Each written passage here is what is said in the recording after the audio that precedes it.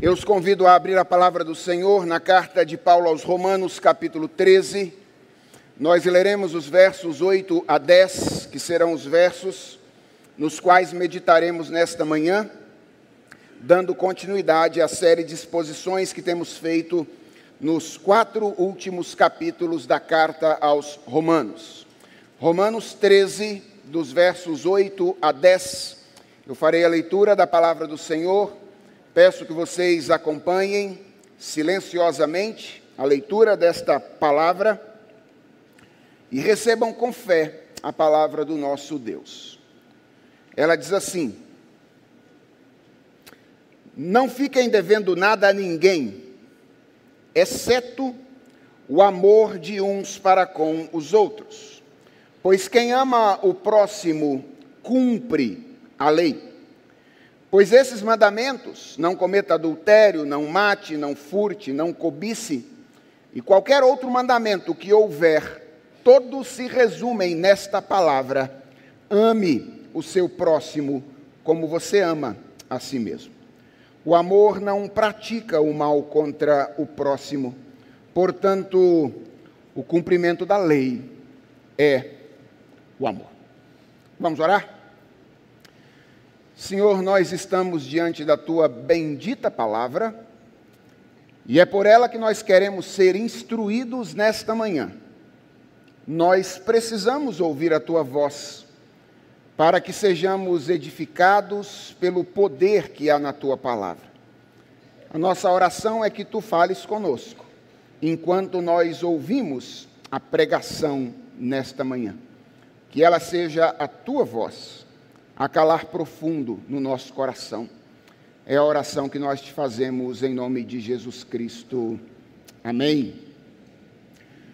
Irmãos, depois de fazer uma exposição do Evangelho e ensinar como é que Deus planejou, executou e aplicou a salvação a nós, nos capítulos finais da carta aos Romanos, eu tenho dito isso a vocês, Paulo nos ensina o que Deus espera daqueles que foram salvos por Ele.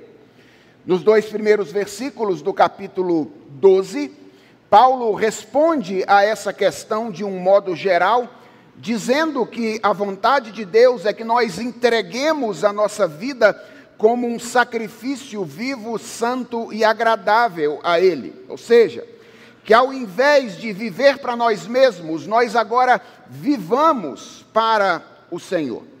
E a partir do versículo de número 3, Paulo passa então a detalhar essa entrega sacrificial, mostrando o que ela significa em diferentes áreas, em diferentes aspectos da nossa existência.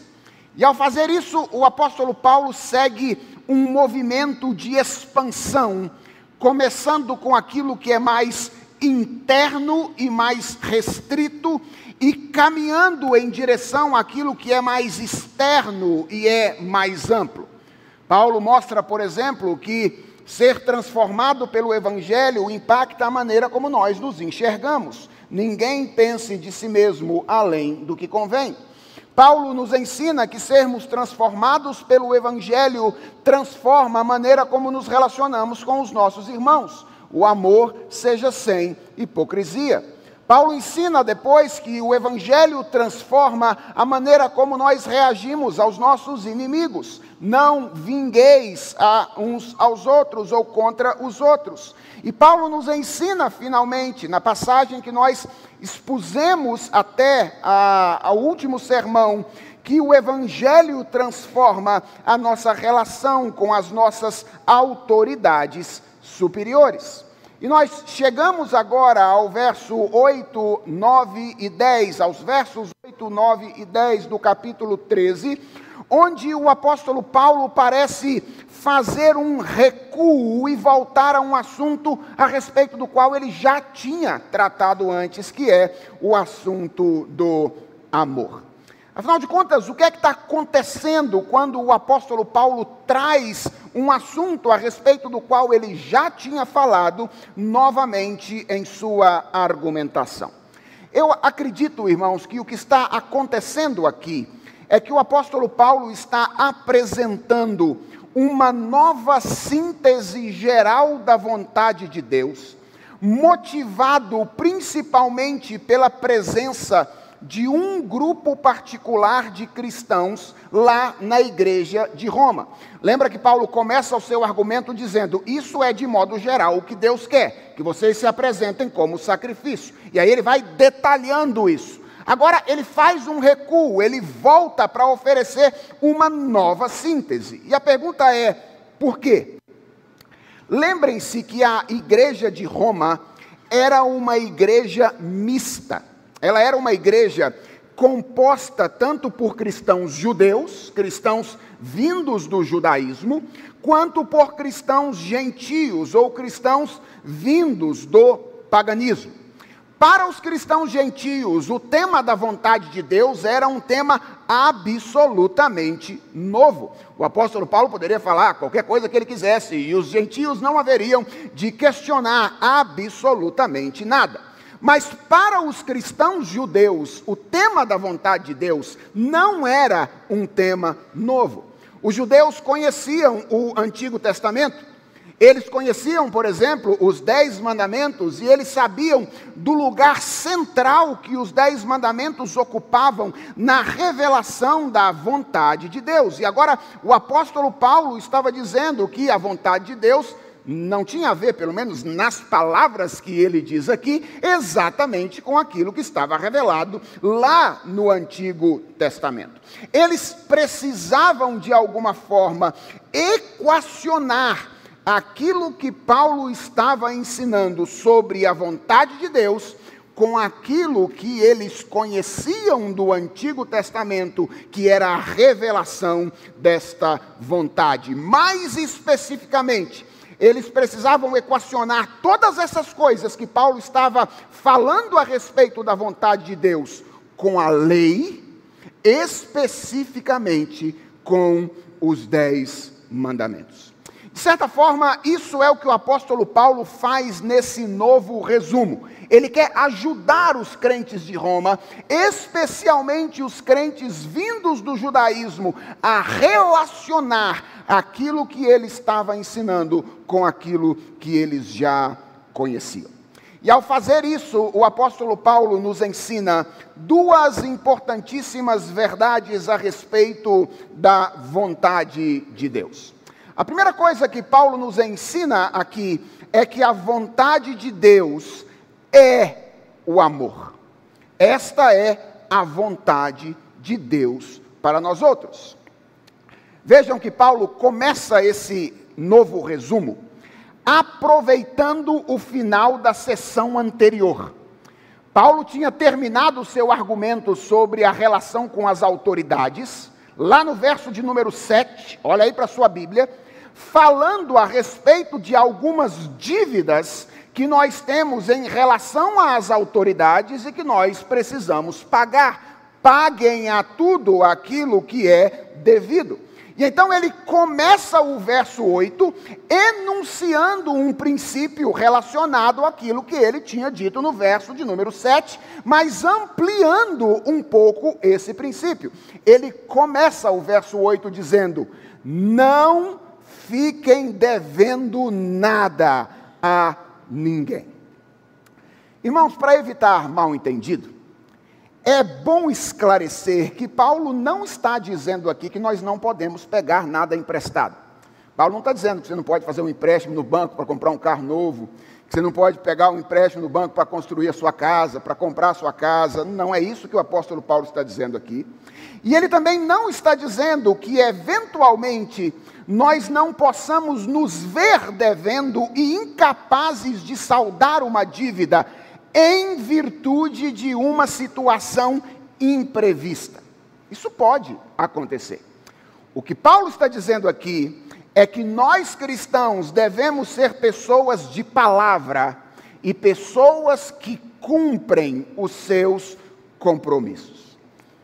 Então deixa eu aproveitar esse momento de exposição dessa passagem para oferecer algumas dicas de aconselhamento público a vocês com respeito a essa questão dos empréstimos e afins. Primeiro, só pegue emprestado se você sabe que vai conseguir pagar. Certo? Só pegue emprestado se você sabe que vai conseguir pagar. Se você imaginar que não vai conseguir, então não pegue.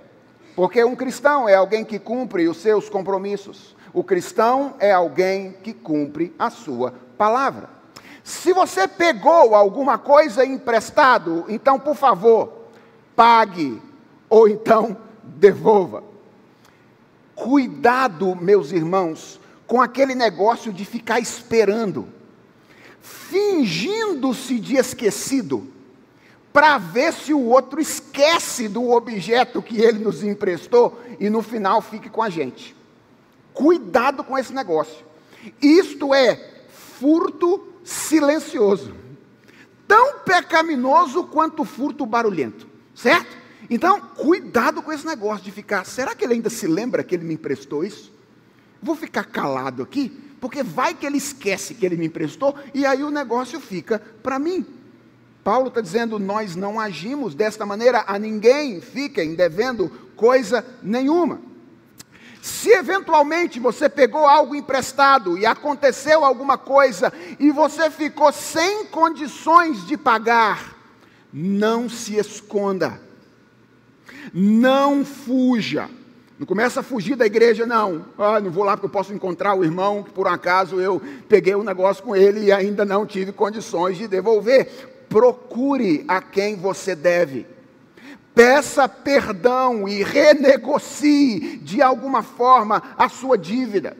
E tão logo os primeiros recursos começarem a entrar para você, salde a sua dívida, antes mesmo de servir-se pessoalmente dos seus recursos. Porque se existe algo estranho, esquisito, errado, é alguém que diz, eu não tenho condição de pagar, enquanto faz um monte de coisas que são periféricas na sua própria vida. Ele não tem condição de pagar, mas ele está lá trocando de carro, está trocando o videogame do menino, está fazendo as coisas que ele não deveria estar fazendo. Então, se eventualmente você teve alguma dificuldade, procure, renegocie, e tão logo você tiver facilidade para fazê-lo, pague aquilo que você deve.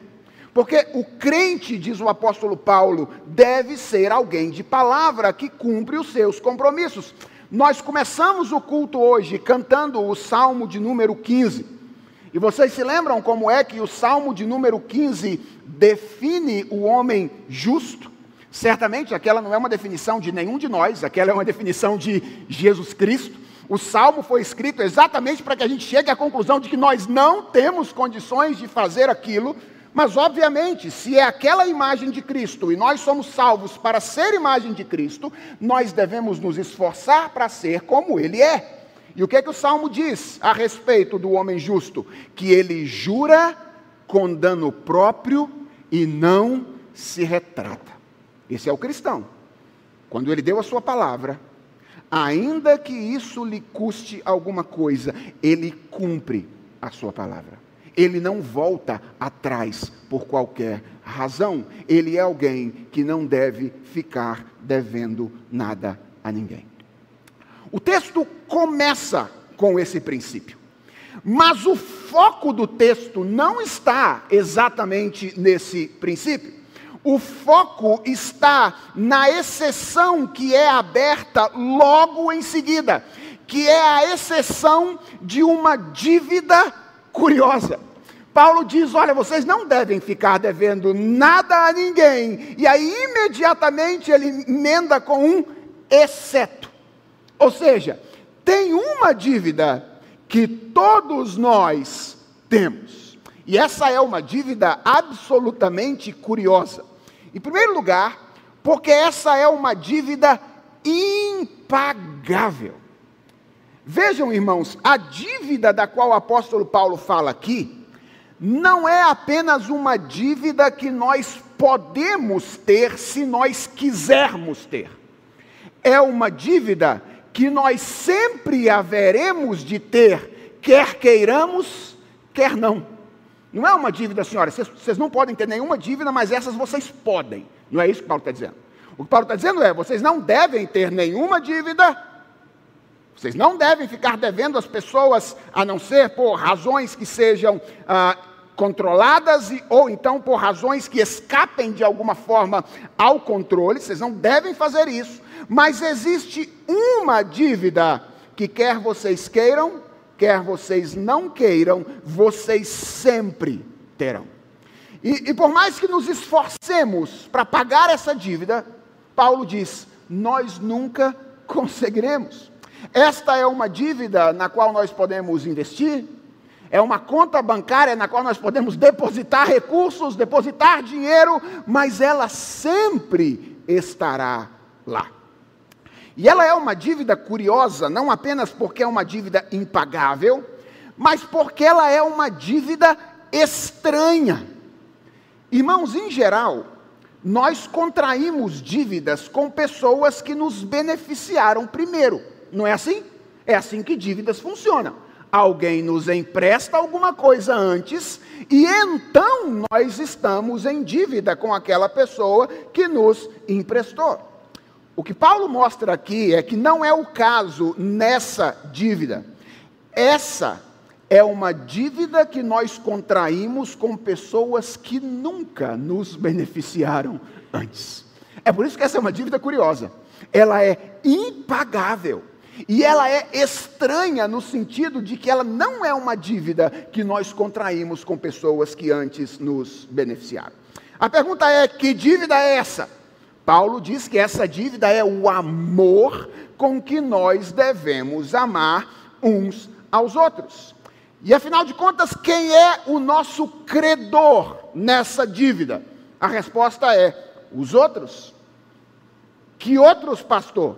Qualquer um que não for você, certo? É isso aí. Os outros, qualquer outra pessoa que não seja você, é credor seu nesta dívida chamada amor. E a pergunta talvez seja, quando foi que nós contraímos essa dívida que nós não estamos lembrados? Quando foi, pastor, que eu contraí essa dívida com todas as pessoas, impagável, que eu não me lembro quando isso aconteceu? Bem, isso não está dito aqui, mas eu acho que há uma boa pista no primeiro capítulo da carta aos Romanos, onde essa mesma palavra aparece pela primeira vez. Se você der uma olhada em Romanos capítulo 1, verso de número 14, você vai perceber que o apóstolo Paulo fala ali de uma dívida que ele tinha para com os gentios. Uma dívida que ele tinha com os gregos e com os bárbaros, que era a dívida de pregar o evangelho. E a pergunta é, quando foi que Paulo contraiu essa dívida? Essa dívida foi contraída por Paulo quando os bárbaros ou os gentios se movimentaram na direção dele para oferecer alguma coisa a ele.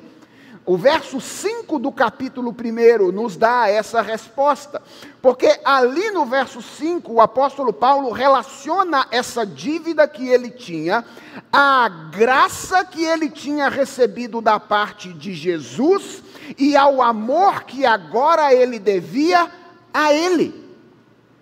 Vejam, irmãos, Paulo não tinha recebido nada dos gentios, mas ele tinha recebido tudo de Jesus. E isso o tornava devedor em relação aos gentios. Eu creio que a mesma lógica se aplica ao nosso caso. Nós nada recebemos das pessoas, mas nós recebemos tudo de Deus. Nós nada recebemos das pessoas, mas nós recebemos tudo de Jesus Cristo. E isso por si só nos torna devedores em relação a elas. Gente, não é fácil reconhecer isso não. Aliás, é muito difícil. É até fácil entender a lógica, sabe? Teoricamente, de graça recebeste, de graça dai. Essa é a lógica. Ou seja, nós recebemos o amor de graça, agora nós entregamos este amor de graça. Mas na maioria das vezes é muito difícil reconhecermos que esta é a maneira como nós devemos agir. Frequentemente eu estou aconselhando alguém que está envolvido em alguma crise relacional, E então eu oriento dizendo, olha, a orientação da palavra de Deus a você é que você deve perdoar esta pessoa que te ofendeu. E tão frequentemente quanto eu dou esta orientação, o meu aconselhado olha para mim e diz, mas ele não merece, pastor. Tão frequentemente quanto eu ouço, ele não merece, pastor. Ela não merece, pastor. E geralmente, nesse caso, a minha resposta é, eu sei. Eu sei que ela não merece. Eu sei que ele não merece. Mas você também não merecia e Deus perdoou você. E quer saber de uma coisa? Você nunca poderá fazer algo semelhante por Deus. Sabe por quê? Porque Deus sempre será merecedor do seu amor. Você nunca poderá fazer por Ele aquilo que Ele fez por você. Então a pergunta é, como é que eu respondo a Deus aquilo que Ele fez por mim? Fazendo com os meus irmãos, com as pessoas que estão ao nosso redor, que como eu não são merecedoras do perdão, mas que devem ser perdoadas, não porque merecem, mas por causa do tamanho da graça e da misericórdia que Deus manifestou em relação a nós. Então é amando os outros, que como você não merecem ser amados, que você responde a Deus por aquilo que Ele fez por você. Aliás, deixa eu dizer uma coisa, é por isso que se chama amor. Porque se destina a alguém que não merece. Se destinasse a alguém que merece, seria justiça, certo? É exatamente por isso que é amor, porque é algo que nós devemos fazer, apesar do não merecimento do outro. Então essa é a primeira coisa que o apóstolo Paulo nos ensina nesta passagem, que a vontade de Deus pode ser resumida, assim como foi resumida em entrega sacrificial por meio do amor. Se alguém te perguntar, o que Deus espera de quem foi salvo? A resposta é amor. O que Deus deseja? Como Ele deseja que nós respondamos aquilo que Ele fez por nós? A resposta é amor. E a segunda lição que o apóstolo Paulo nos ensina nessa passagem, preste atenção a ela, porque ela é muito importante. É que o amor não substitui a lei. Pelo contrário, o amor é regulado pela lei. Eu vou repetir isso. Paulo nos ensina, depois de nos ensinar que a vontade de Deus é o amor, que o amor não substitui a lei. Pelo contrário, o amor é regulado pela lei. Nós vivemos em uma cultura onde há a forte ideia em que amor e lei são como água e óleo.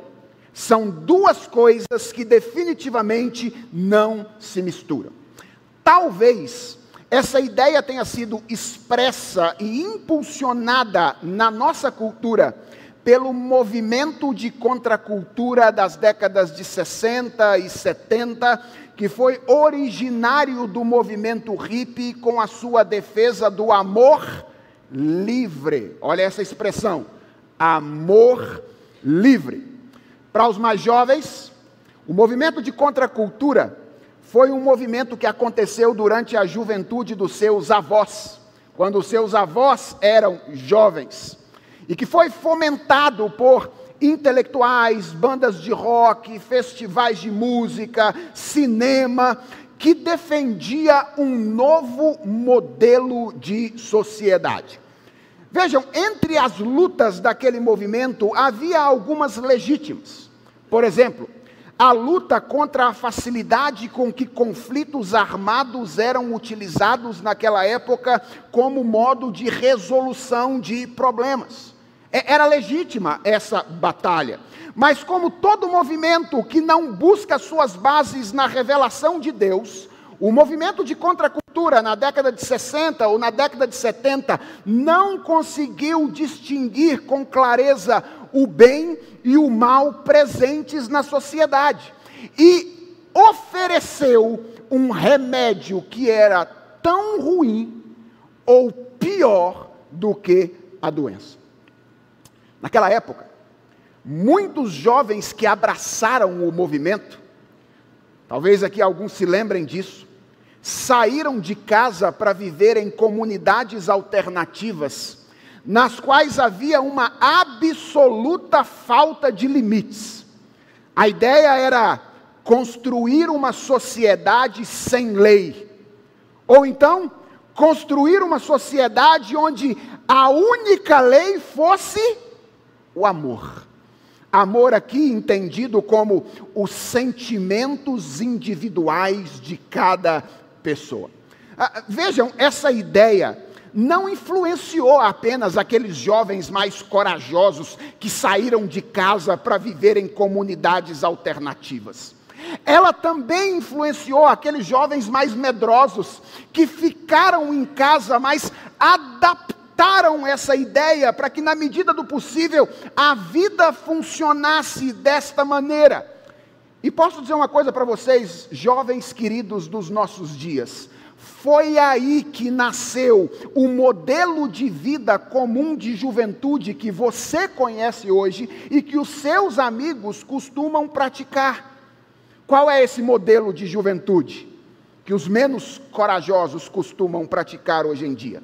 É o de uma vida dividida entre a rotina regrada da semana, que a gente tem que cumprir, porque senão a gente não sobrevive, tem que comer, tem que ganhar dinheiro, então a gente se submete a essa burocracia da vida regrada durante a semana, e a rotina desregrada do final de semana, onde o dia é trocado pela noite, os ambientes mais regrados são trocados pelos mais desregrados, as baladas e as raves, e as relações que são mais estáveis durante a semana são trocadas por relações instáveis, numa expectativa de experimentar, pelo menos por instantes, durante alguns dias, alguns momentos, a vida alternativa na qual aqueles haviam se metido de maneira integral anteriormente.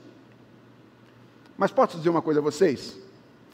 Até os mais tranquilos, que não gostam de baladas e raves, foram impactados pela ideia de que lei e amor são coisas antagônicas. Qual de vocês nunca ouviu alguém dizer assim: sou contra o casamento? Eu não acho que a gente precisa assinar um papel para amar uma pessoa. Eu não acho que a gente precisa de uma assinatura para ser fiel às pessoas. Basta aquilo que a gente tem dentro. Não precisamos de nada fora que diga a maneira como nós devemos fazer. Nós somos filhos de uma geração que minimiza a todo custo o valor de regulamentos exteriores, ou seja, o valor da lei, e que cultiva a utopia de que a boa vida é aquela na qual nós nos guiamos exclusivamente pelas nossas sensações internas. Daí, qual é o conselho que nós mais ouvimos se nós pedimos opinião às pessoas que funcionam a partir do que pensa a nossa cultura hoje em dia? Qual é o conselho? E eu garanto para você, você pode pedir para 10 pessoas, 9 vão dizer para você: faz aquilo que está no seu coração. Não é isso? É isso. Percebe como a nossa cultura, ela olha para essas coisas como coisas antagônicas, ela tem essa utopia. E sabe o que é mais assustador, irmãos? O mais assustador é que esta influência às vezes chega à nossa compreensão do cristianismo também. Há algum tempo atrás, um colega meu, pastor, postou em suas redes sociais a seguinte frase: a fé cristã não é um novo código moral ou um resgate do mesmo. A fé cristã é a celebração do amor. Uma frase bonita. até certo ponto, a depender das categorias que você usa para interpretar a frase, uma frase verdadeira, mas que apenas legendava o caminho pelo qual esse meu amigo estava começando a trilhar, e que veio a se tornar claro depois. Que caminho é esse? O da defesa do Evangelho como uma graça barata, aberta a receber quaisquer pessoas, até aqui verdade. O Evangelho está de fato de braços abertos para receber qualquer pessoa. Eu venho como estou. Mas que exclui completamente, do início até o fim, quaisquer exigências e quaisquer limites. O Evangelho recebe você como você vem, mas ele não recebe você para que você fique como você está. O Evangelho recebe você como você vem, para que você passe a viver como Jesus Cristo deseja que eu e você vivamos. E quando esse meu amigo caminha por essa direção, ali está um problema, e na base dele está a mesma ideia assumida pelos incrédulos, de que lei e amor são como água e óleo. São como duas substâncias que não se misturam. Se há amor, não há lei. Se há lei, não há amor. Irmãos, nesta passagem, Paulo deixa claro que isso é um engano. Isso não é verdade. Logo depois de dizer que nós temos uma dívida impagável e incomum, que é o amor ao próximo, e que a vontade de Deus é que nós depositemos recursos nesta conta, Paulo afirma que quem faz isso, ou seja, quem ama o próximo, está fazendo o quê? Cumprindo a lei. Quem ama, diz o apóstolo Paulo, está cumprindo a lei. E ele termina esse resumo no verso de número 10, afirmando categoricamente: o cumprimento da lei é o amor. Então aqui está a segunda coisa que nós aprendemos com o apóstolo Paulo nessa passagem, é que lei e amor não são como água e óleo. E quando nós consideramos o que a Bíblia diz sobre essas duas coisas, nós concluímos que há uma relação de mão dupla entre a lei e o amor. Em primeiro lugar, a Bíblia nos ensina de maneira muito clara, irmãos, que a lei, preste atenção nisso, é uma expressão do amor de Deus por nós. A lei de Deus é uma expressão do amor dele por nós. E deixe-me mostrar isso a você destacando duas coisas. Nós geralmente pensamos na lei, quando ela nos vem à mente, apenas nos termos das exigências que Deus nos faz através da lei. É assim que a gente lê os 10 mandamentos. A gente olha para os 10 mandamentos e tudo que a gente enxerga lá são as exigências que Deus nos faz. E sim, é verdade que leis são exigências. Mas eu quero lembrar uma coisa a você. Nós lemos o texto dos 10 mandamentos no culto hoje. E eu quero te lembrar que o texto dos 10 mandamentos começa não diretamente com um mandamento, mas ele começa com uma afirmação sobre o caráter de Deus e sobre os atos redentores de Deus, que fundamenta a entrega dos 10 mandamentos. Antes de entregar os 10 mandamentos ao povo de Israel, ele declarou como que apresentando este fundamento: eu sou o Senhor teu Deus, que te tirou da casa do Egito, da casa da servidão. Sabe o que significa isso? Significa que cada um dos 10 mandamentos tem um traço do caráter e das ações redentoras de Deus como um fundamento. E nós precisamos aprender a enxergar isso, meus irmãos. Por exemplo, Deus exige: não terás outros deuses diante de mim.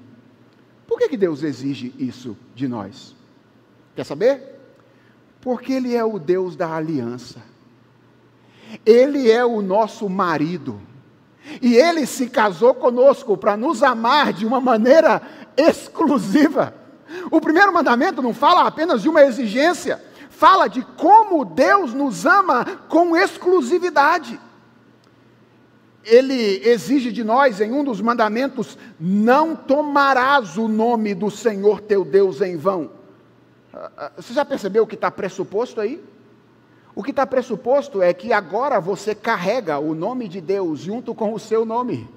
Quando Deus se casou com você, Ele se dignou a entregar a você o seu nome. Eu agora não me chamo mais Felipe Costa Fontes. Eu agora me chamo Felipe Costa Fontes de Deus.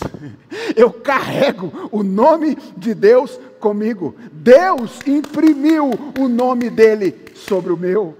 É por isso que ele diz: não tomarás o nome do Senhor teu Deus em vão. Ele exige: não furtarás. Por que ele exige: não furtarás?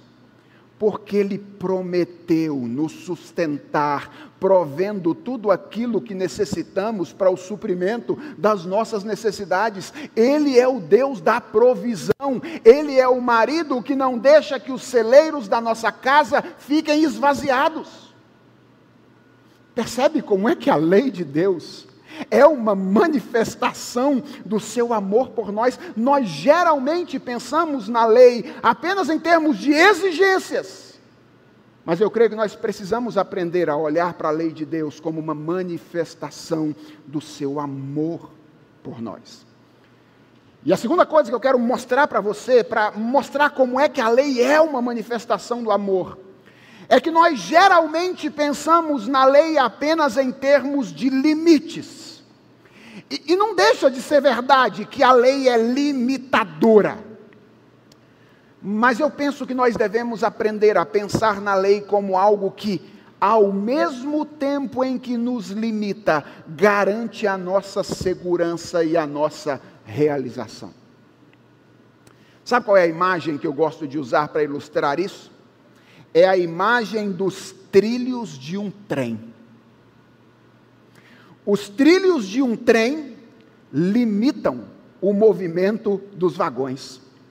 Afinal de contas, os vagões só podem passar por onde os trilhos determinam, por onde os trilhos passam. Mas se você conhece o que é um acidente de trem, você sabe que aquilo que limita o movimento de um trem é o mesmo que garante a segurança dele. Não fossem os trilhos, um trem jamais se movimentaria de maneira segura. Nós olhamos para a lei de Deus e sempre pensamos em como ela nos limita. Sim, é verdade, ela estabelece limites para nós. Mas esses limites não são limites de um Deus rabugento que está no céu olhando: eu quero ver se dá mal. Não.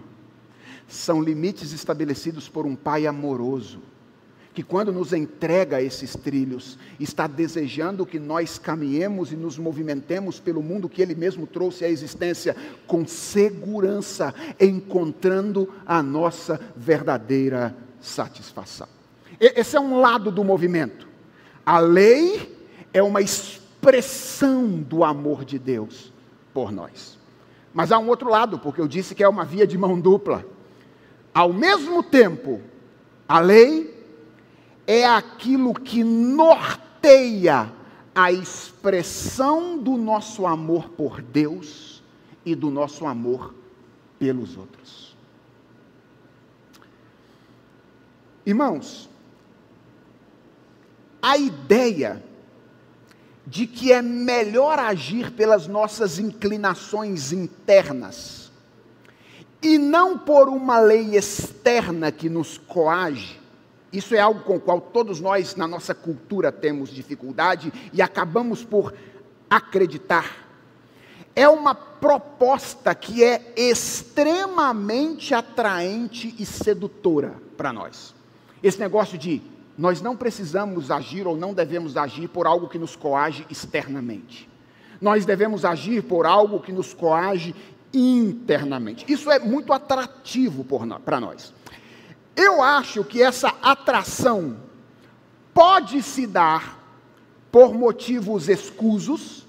Então, às vezes, eu desejo estar preso a mim mesmo, apenas porque assim eu posso definir o que é amar e garantir os benefícios para mim mesmo. Ora, se sou eu que defino o que é o amor, então eu estou no controle para manipular as circunstâncias de modo que eu me beneficie através delas. Então, eu acho que às vezes nós somos seduzidos por essa ideia por motivos escusos, ainda que nós não percebemos. Mas deixa eu dizer uma coisa a vocês. Eu também acho que às vezes ela pode acontecer por motivos honestos, essa sedução a princípio.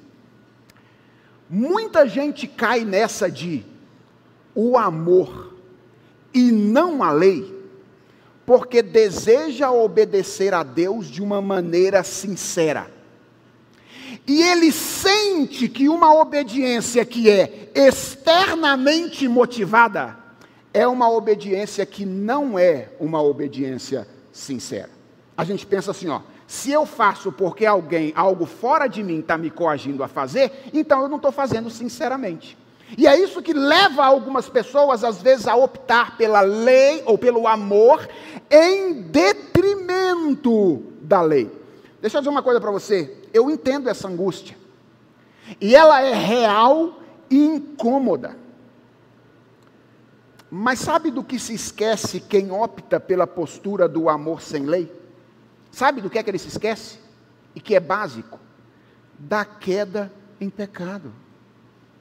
Ele se esquece das inclinações pecaminosas do nosso coração. Irmãos, é uma ilusão, eu vou repetir, é uma ilusão imaginarmos que sem nenhum condicionamento externo, apenas dando ouvidos à voz do nosso coração, nós poderemos amar alguém corretamente.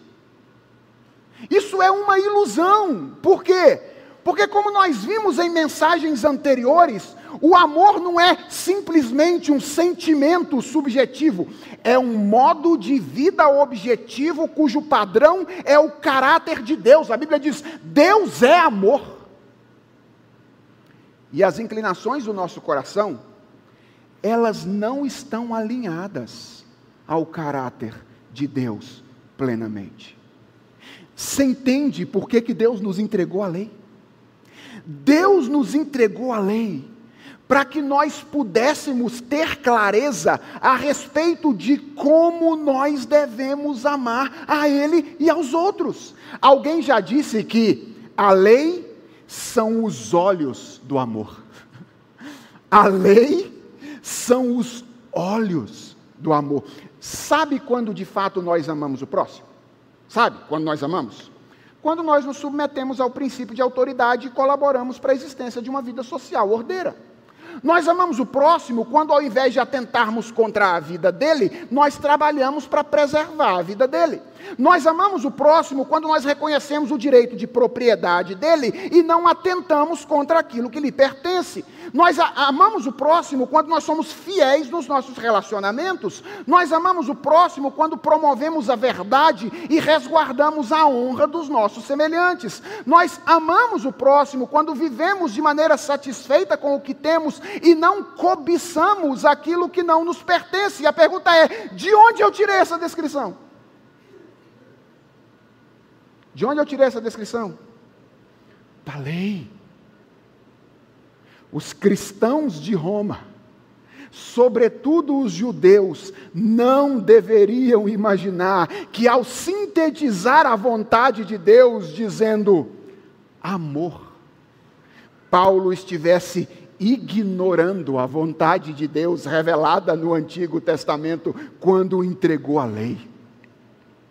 Pelo contrário, os crentes de Roma deveriam saber, e nós precisamos saber, que Paulo estava simplesmente fazendo aquilo que Jesus Cristo fez quando ele relacionou as duas coisas, lei e amor. Vocês se lembram de como Jesus relacionou isso? Certa vez ele foi perguntado por um escriba qual era o maior dos mandamentos. Os judeus adoravam isso, né? Hierarquizar mandamentos, etc. Qual é o maior?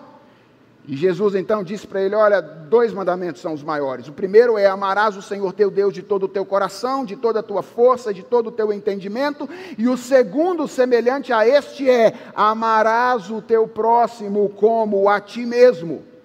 E antes que alguém pudesse perguntar qualquer coisa, Jesus Cristo emendou: disto depende a lei e os profetas. Vejam, quando Jesus respondeu isso, tudo que Deus quer que você ame.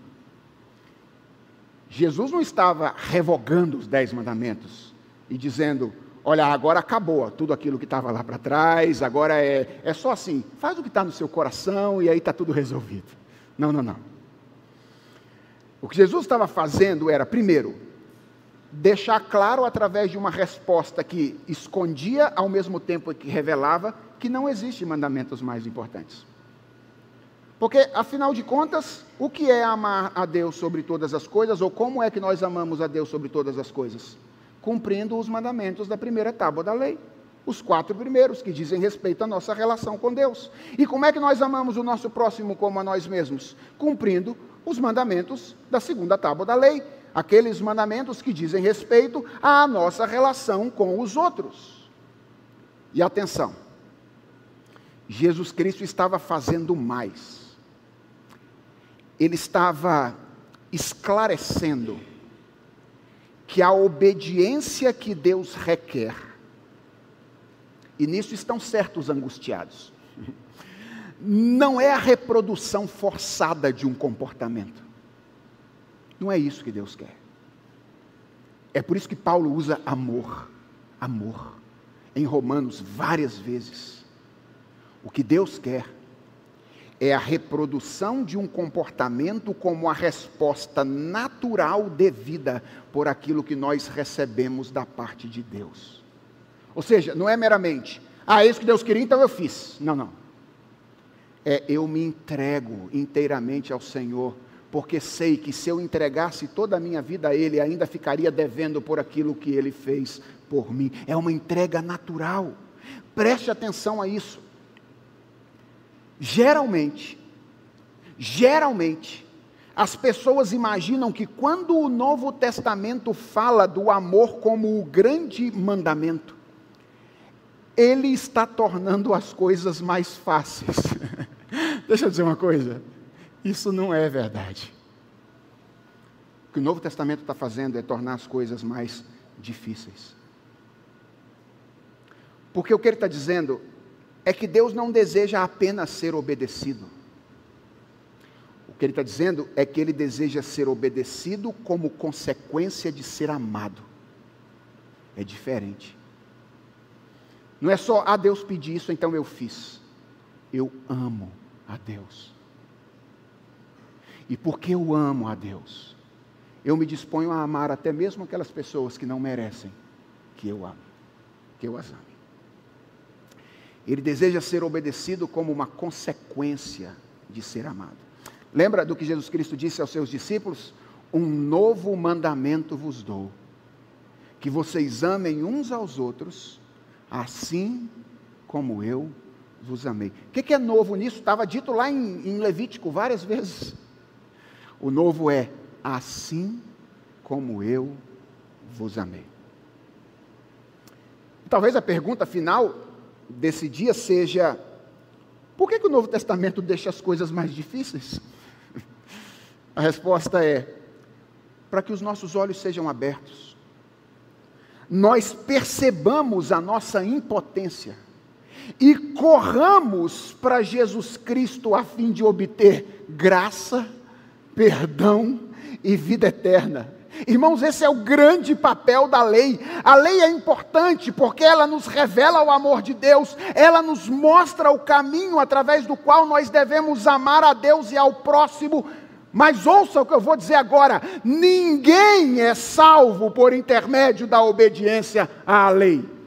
Quer dizer, é sim a de Cristo, não a sua. Porque a nossa é sempre imperfeita. Todos nós somos salvos pela graça mediante a fé. Paulo não está falando nessa passagem sobre como nós obtemos a salvação. Amando os outros que não merecem e então Deus me ame. Não!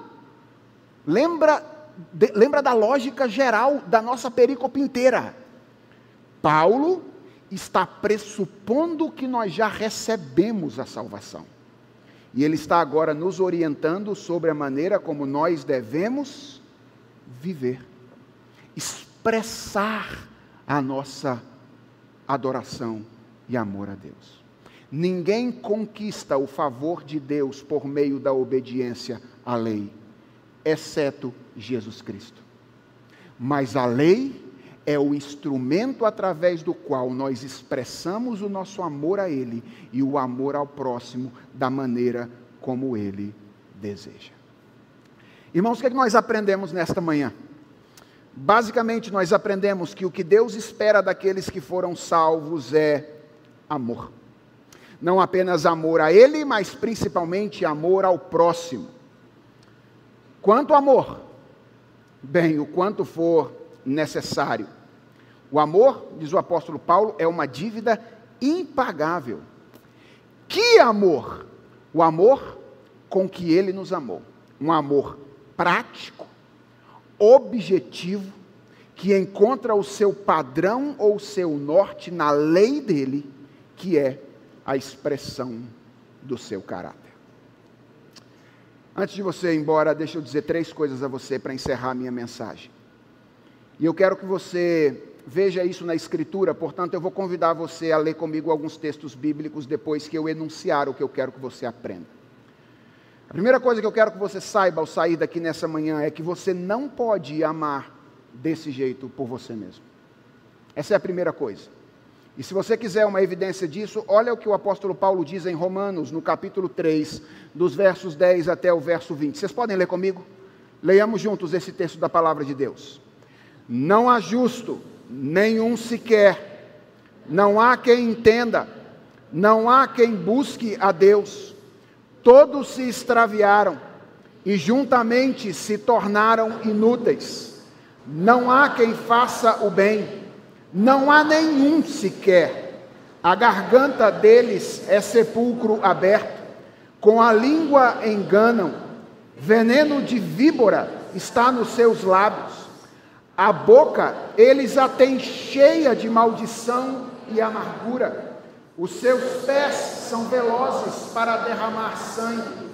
Nos seus caminhos há destruição e miséria. Eles não conhecem o caminho da paz. Não há temor de Deus diante de seus olhos. Ora, sabemos que tudo o que a lei diz é dito aos que vivem sob a lei, para que toda boca se cale e todo mundo seja culpável diante de Deus. Porque ninguém será justificado diante de Deus por obras da lei, pois pela lei vem o pleno conhecimento do pecado. Você não pode amar desse jeito por você mesmo. Então, deixa eu lhe dizer uma coisa, se humilhe nesta manhã debaixo da poderosa mão de Deus. Mas eu tenho uma boa notícia para você. Você pode começar a amar desse jeito, se você for alcançado pelo amor de Jesus. Leia comigo agora, 1 de João capítulo 4, versos 9 e 10, onde ele diz assim: nisto se manifestou o amor de Deus em nós, em haver Deus enviado o seu Filho unigênito ao mundo, para vivermos por meio dele. Nisto consiste o amor, não em que nós tenhamos amado a Deus, mas em que Ele nos amou e enviou o seu Filho como propiciação pelos nossos pecados. Isso não é mais impossível para você, se você foi amado por Jesus Cristo. Ele derrama o amor dele no seu coração, para que você possa obedecer a Deus como Ele deseja. E eu quero te dar a última e a mais maravilhosa de todas as notícias dessa manhã.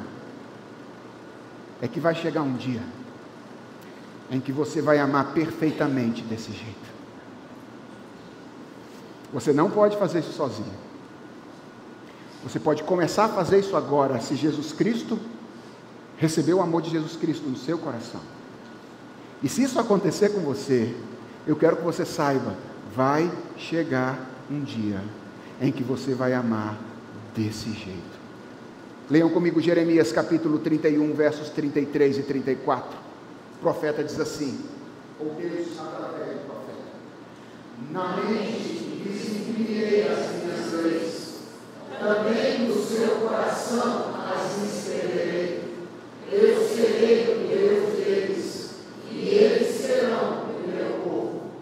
Não ensinará jamais cada um ao seu próximo, nem cada um ao seu irmão, dizendo: conheça o Senhor, porque todos me conhecerão, desde o menor até o maior deles, diz o Senhor, pois perdoarei as suas iniquidades e os seus pecados jamais.